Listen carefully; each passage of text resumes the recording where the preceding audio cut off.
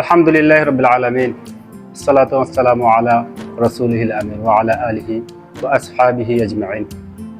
আউযু বিল্লাহি মিনাশ শাইতানির রাজিম। বিসমিল্লাহির রহমানির রহিম। প্রিয় দর্শক, আমি এখন উপস্থিত আছি যুক্তিখোলা আল আজহার মাদ্রাসা, যুক্তিখোলা উত্তর বাজার ব্রিজ সংলগ্ন।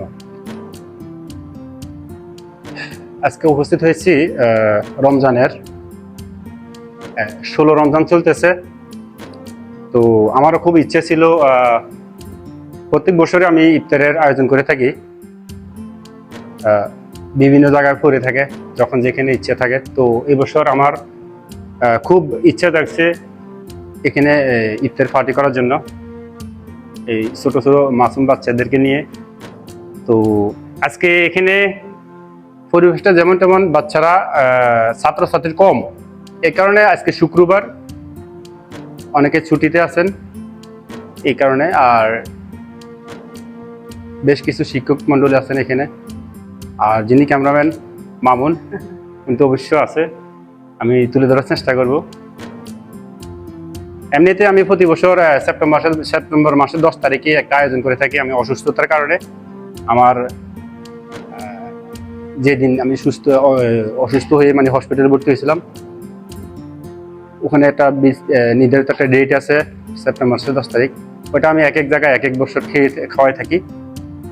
গত বছর ছিল বুচ্চি, তো তার আগের বছর ছিল আমার স্থানীয় বটতলা বাজার, আর এই বছর এখনো চিন্তা ভাবনা আছে কোথায় দেবো ইনশাল্লাহ। তো আয়োজনটা করছি এখানে যতটুকু আছে তার চেয়ে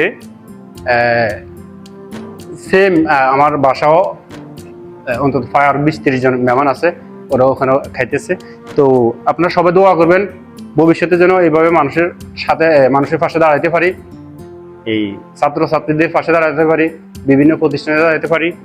আর যুক্তিখোলার আল আজহার মাদ্রাসার একটা বৈষম্য হচ্ছে, মাদ্রাসা অনেক প্রতিষ্ঠান অনেক আছে, তবে আপনার হচ্ছে পরিবেশ আর খাবারের মান, শিক্ষার গুণমান অনেকটাই তফাৎ থাকে। ওই সুবাদে এখানে আমার দৃষ্টিতে এখানে খুব সুশৃঙ্খল পরিবেশ, মাদ্রাসার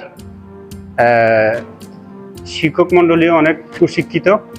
তো আপনারা যে কেউ চাইলে এই যুক্তিখোলা আল আজহার মাদ্রাসায় আপনাদের ছাত্র, আপনাদের ছেলে মেয়ে তাদেরকে দিতে পারেন অনায়াসে, নির্টেনশনে। কেননা এখানে পরিবেশ, খাবারের মান, তাদের ব্যবহার, শিক্ষার যে গুণমান আমি দেখতেছি মোটামুটি অনেকটা ভালো। নতুন হিসেবে আলহামদুলিল্লাহ এখানে কালেকশন আছে এখন ছাত্রছাত্রী প্রায় 30 থেকে 40 জন।